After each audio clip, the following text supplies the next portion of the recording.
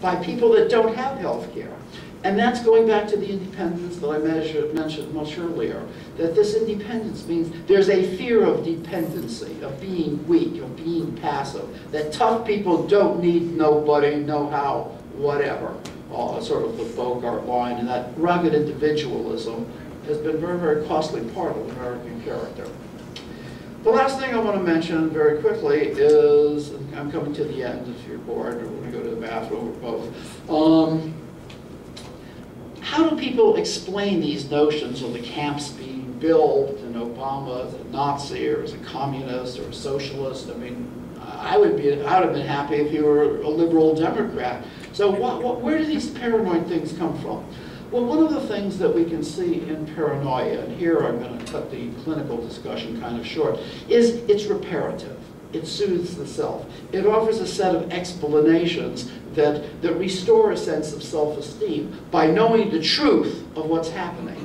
And so these kinds of projections come out of the projection of one's aggression, but it restores the self. It comforts one to know that one is a fine, decent person, but those vile conspiracies of, well, we mentioned them before, are after one. So we're relieved of certain guilt and self-blame and shame by these various paranoid explanations. Blame is a very, very powerful antidote to guilt. Most of us kind of know this, that nothing is my fault, it's always the other person that it's fault. I'm an innocent victim, and I'm doing what I have to do. Government has always been a good target for these kinds of projections. It's a perfect target. It's everywhere. The institutions are always present. And there's a very strong tendency in this country to love the country but hate the government and blame the government. And they're not completely wrong, mind you, but this is part of their paranoia. So for people who've been screwed by the various ways that I've been talking about, given their class location and given the typical psychological characteristics that I've been mentioning, that the Tea Party serves a variety of compensatory psychological functions for them, to explain the world, to give them a sense of agency. I mean, they're not sitting on their asses. They're going to those rallies and misspelling their signs and their, etc. And so they're joining together in order to fight back. They're fighting back, soothing the self.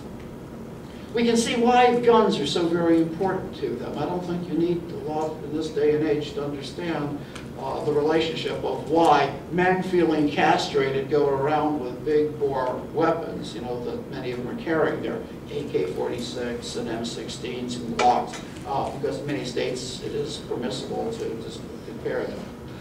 And so what is a guy who doesn't have a big gun, a whip, a wussy, perhaps gay? So one of the ways they compensate for the challenge of the masculinity is to parade their aggressiveness and show that guns are going along. In conclusion, as Marx said about religion being the opiate of the people, a couple sentences before, Marx noted that prayer was the wail of the oppressed. And what Marx meant by that is that the working classes were in genuine pain. They were suffering. There was no question of their exploitation. The adverse conditions of the slums and the tenements of Manchester, and the harsh, horrendous working conditions in which they lived. However, religion was one of the things that kept them going. They basically worked 6 days a week and had half a day off, or sometimes an entire day off for prayer, and it was very compensatory. Even if it never changed their lives, in much the same way, the tea mobilization is not going to restore affluence, is not going to bring male hegemony back, is not going to lead to the expulsion of Indians, Asians, Mexicans, etc. So to conclude, that populist ideology, I would argue, offers a framework of meaning and understanding that is an expression of genuine pain, as well as a set of explanations for that pain and anguish. Wrong, but genuine. So the mobilizations have all sorts of compensatory things. As I've said before, they've been around surely since the 18th century. We begin the study of populism, as I said before, with Andrew Jackson. The best chance that right populism had in this country, the best chance was William Jennings Bryan, and I know some of us here do remember that campaign. The ones laughing like me. So know, I think that on one hand, then my conclusion goes something as follows.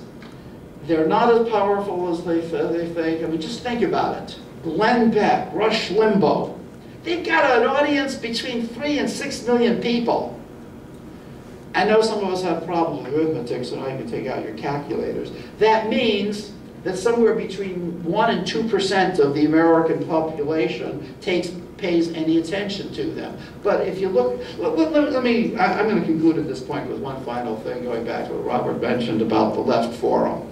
About a month before Left Forum, there was a Tea Party, and you probably all read about it because Sarah Palin got $100,000 for sharing her wit and her brilliance.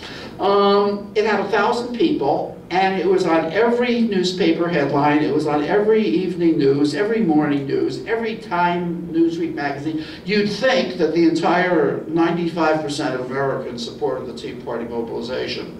A couple weeks later, Robert, you can vouch for this, there were 3,000 people in Brooklyn going to the Left Forum, which is not, which is primarily, a very, very left-wing, mostly socialist, democratic socialist kinds of people.